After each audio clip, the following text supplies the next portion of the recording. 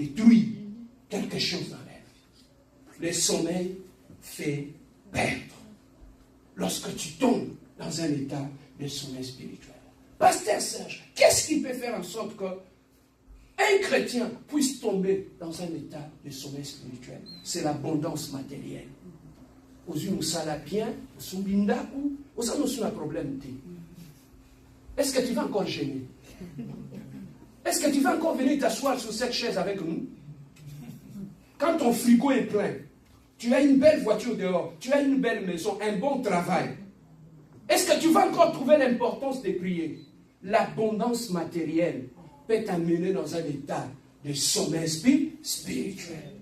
Tu ne viens plus à l'église, pasteur, tu vois, je suis occupé, tu vois, avec les occupations que j'ai maintenant, je ne peux plus être là tout le temps à la prière, et tout. Mais tu ne sais pas. Tu as eu un bon travail, tu as eu la maison, tu as tout eu. Tu n'as plus besoin d'être là, dans la présence de Dieu. Et à force de t'éloigner de l'église, petit à petit, le sommeil va commencer à t'envahir. Tu vas commencer à somnoler jusqu'au point de dormir. Pourquoi nous dormons lorsque nous nous éloignons de l'église? Bien aimé, quand tu prends un ventilateur, pour qu'un ventilateur puisse tourner, il a besoin d'être connecté à une prise. Amen, hein? Il doit être connecté à une prise. Aussi longtemps, le ventilateur est connecté à une prise, il va commencer à fonctionner. Mais dès que tu le déconnectes de la prise, quand tu regardes loin, les hélices vont continuer à tourner. Ce n'est qu'une question de temps, jusqu'à ce qu'il va s'arrêter. Donc tu peux quitter l'église à cause de l'abondance matérielle. Tu peux t'éloigner des choses de Dieu. Tu peux te déconnecter de Dieu. Tu auras l'impression, non, ça m'a soumis, ça va bien. Est-ce qu'il y a un qui est là-bas? Est-ce qu'il y a un qui est là-bas? Non, oui, tu as tout.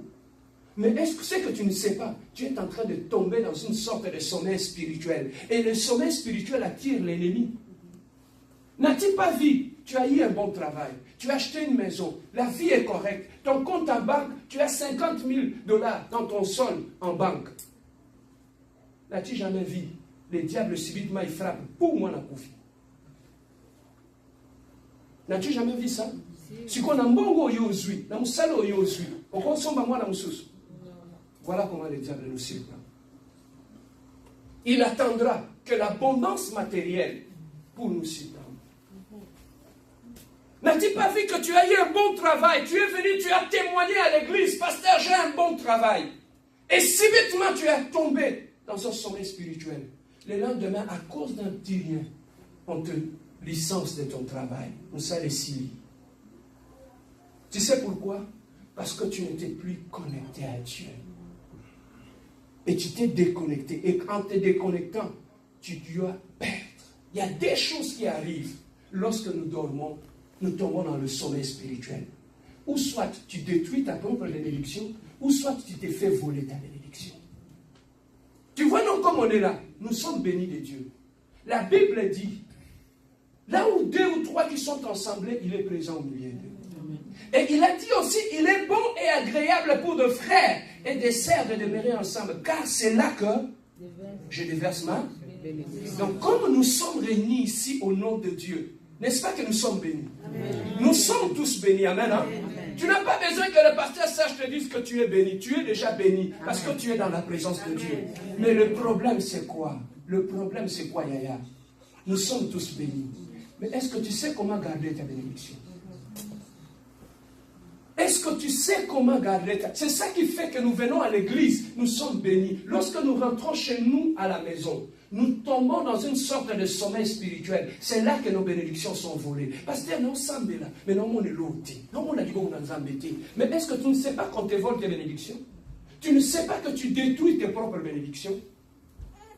Et qu'est-ce qui se manifeste lorsque une personne tombe dans un sommeil spirituel? Tu perds la vie de prière. Ça vient petit à petit, progressivement. La première des choses que tu perds, lorsque tu tombes dans le sommeil spirituel, tu n'auras plus le temps de prier. Tu commences à faire des prières de 2 minutes avant de dormir. Nous avons merci pour batterie. Et des fois même au lali, et puis tu commences à faire de petites prières de 2 minutes. Et le diable pour t'endormir. Vous le diable est malin. Voilà, ils sont bien. Tu sais, il fait quoi? À fond, on est au ventilateur, à fond, tu as mon pépé. Il y a mon pépé, et là, c'est là. C'est comme le rat au pays.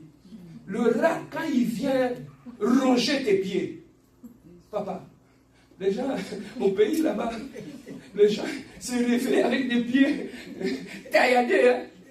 Pourquoi? Parce que le rat, quand il vient ronger tes pieds, il va commencer à te souffler. Là, il commence à te taillader.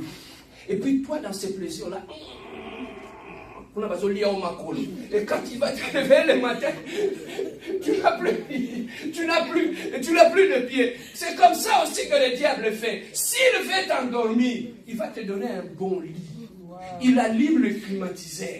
Et dans cette atmosphère-là, il t'entraîne progressivement dans un état de sommeil spirituel. Il va attendre que tu puisses atteindre le l'état d'inconscience et commencer à détruire tes bénédictions.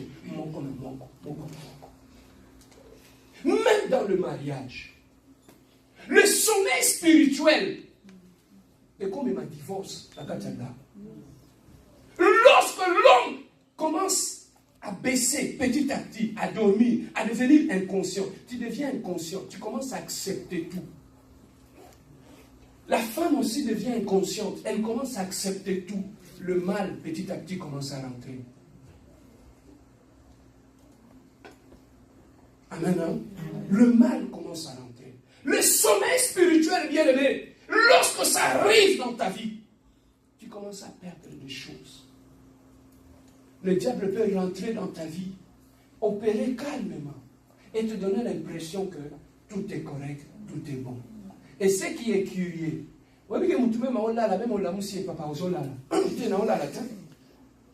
les gens qui dorment, qui sont en terre de sommeil spirituel, ils n'acceptent jamais qu'ils sont dans cet état-là.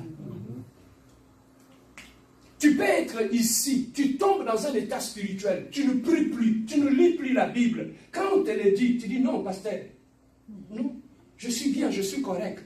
Mais tu ne sais pas que spirituellement, tu es déjà endormi. Et pour comprendre cela, quand tu commences à dormir, tu ne seras plus capable d'être actif. Tu ne feras plus rien quand tu commences à dormir. C'est ça qui fait que quand tu tombes dans un état de sommeil spirituel, tu ne pourras plus prier. Tu ne pourras plus lire la Bible. Donc quand tu sens dans ta vie que tu ne lis plus la Bible, sache que tu commences déjà à aller dans la profondeur.